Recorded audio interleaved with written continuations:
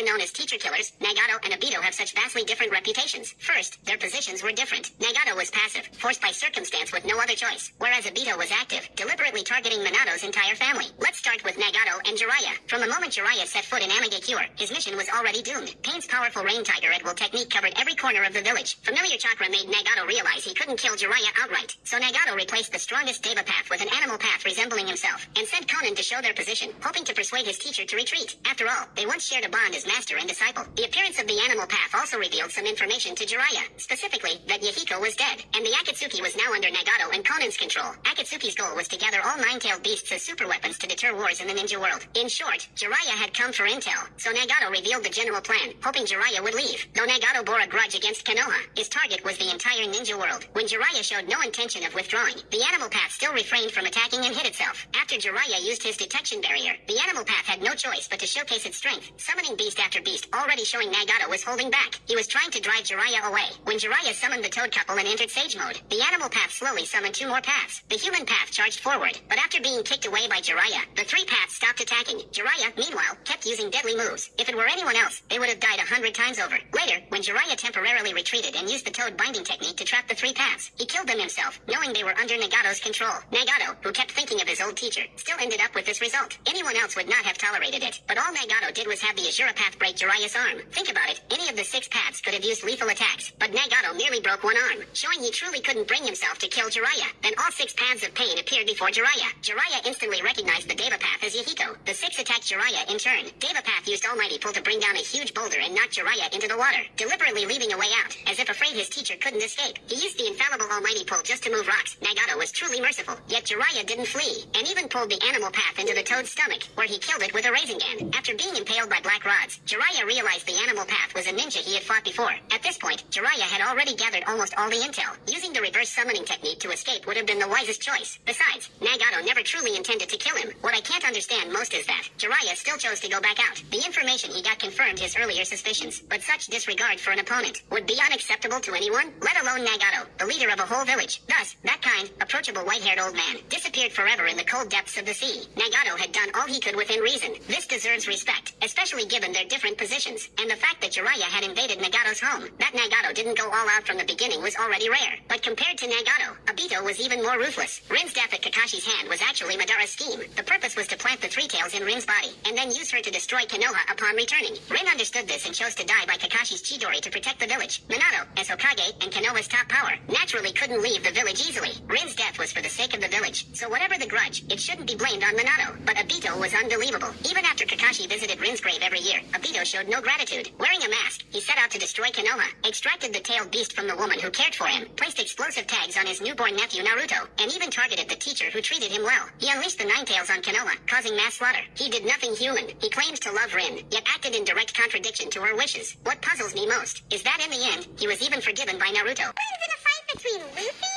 and Naruto? Well, we gotta start by talking about Naruto's best attack against Luffy, Shadow Clones. Over 1,000 of them can be summoned, and by arming them all with shurikens, Luffy is suddenly in serious danger. He could try to use his Gatling gun ability to spray the clones, but there would be way too many of them, meaning that Luffy would max take out a couple hundred. And since his armament hockey only protects certain parts of his body, 1,000 clones throwing shurikens at him would cause tons of injuries. Luffy's best move here would be to alter the properties of the surrounding air to allow him to run away on it. Yet that still wouldn't save him, because after Naruto becomes a god by unlocking 6-path stage mode, he can chase Luffy down with his flying abilities. So Luffy's only chance of survival is to dodge, which, with his observation hockey, should be pretty easy, right? Well, Naruto can use a special fighting style that allows him to hit Luffy even if he dodges. And this is where things get deadly, because Naruto's truth-seeking balls can each destroy an entire forest. So if a couple of them hit Luffy, it's game over. Let's say Luffy somehow survives Naruto's balls. There's still one deadly power Naruto could use to end him. A sinister form called Baryon Mode. This killer transformation works by combining Naruto with this nine-tailed fox, creating a tremendous boost to reflexes, speed, and strength. In this form, all it takes is a single touch, and Naruto can drain Luffy's life force.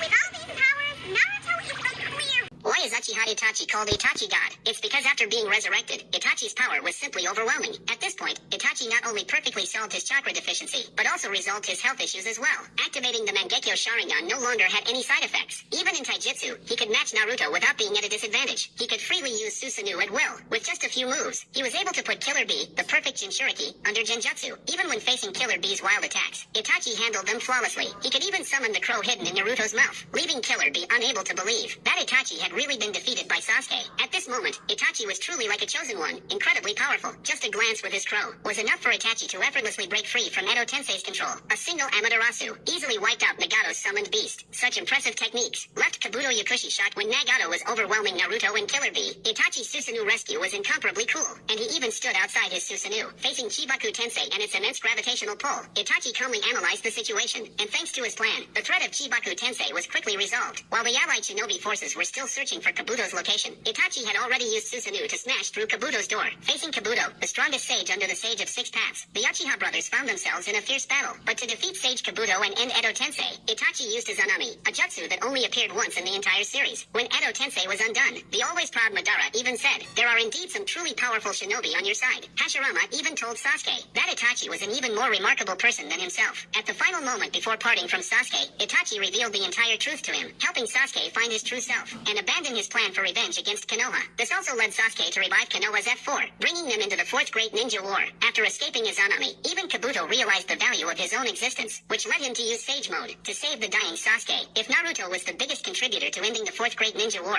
then Itachi was the second. In short, at this stage, Itachi embodied both divinity and humanity, the most perfect shinobi the author ever created. Why do people say Jiraiya's death was a script written in advance? In fact, from the moment the always humorous and easygoing Jiraiya walked seriously into the Hokage's office, the ending was already decided. To share the information he had gathered about the Akatsuki's hideout, Jiraiya arranged to meet Tsunade, who had already quit drinking. He wanted to wait until Tsunade was numbed by alcohol before telling her about his plan to infiltrate the hidden rain village to gather intel. He was afraid Tsunade would stop him, but as soon as the drunken Tsunade heard Jiraiya's words, she immediately sobered up. She tried her best to persuade Jiraiya not to go. As Hokage, it should have been her responsibility to do something so dangerous. But how could Jiraiya let the woman he loved take such a risk? To ease Tsunade's guilt, he smiled and joked, explaining how simple the mission would be. But no one understood the danger better than Jiraiya himself. The title of Hokage was always meant for him, but in order to keep the woman he loved from going down the wrong path, he even turned against his former close friend, and forcefully helped Tsunade become Hokage, leaving his only attachment in the village. The evening glow of the past once covered the land in gold. How I wish those two on the bench could have embraced each other. After drinking, a blush appeared on Tsunade's cheeks. At that moment, she was so beautiful, so helpless. She wanted so much to stop the white-haired old man who had secretly loved her for so long. Wanted so much to finally tell him the love she had hidden in her heart. In fact, Jiraiya was afraid Tsunade would confess her feelings to him at that moment, so he interrupted her with a laugh, using the words, "Then bet that I won't come back. After all, you always lose your bets," to ease the burden in her heart and give her hope. The afterglow of the sunset stretched Jiraiya's shadow so long, as if unwilling to let him leave. Actually, when people saw the scene back then, many already knew how it would end. 冗談だ冗談お前には感謝してる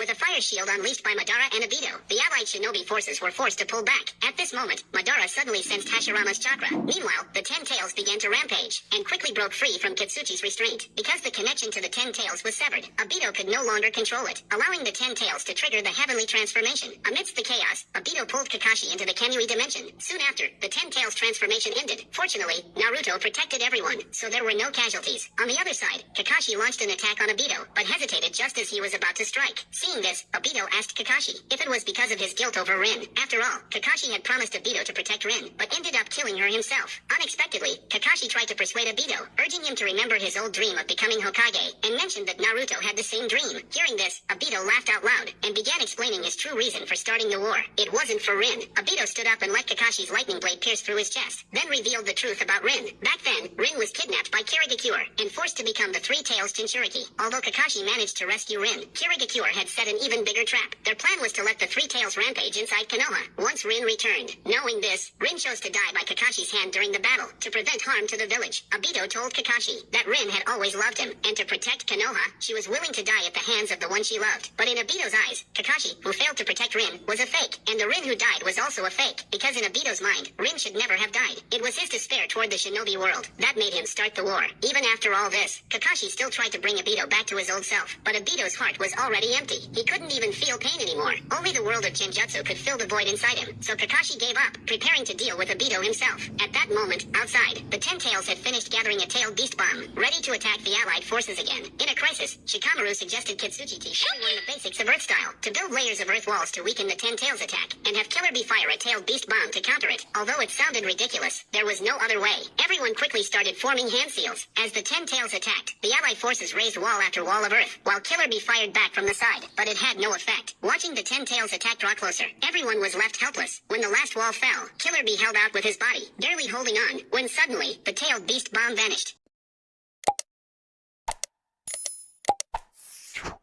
With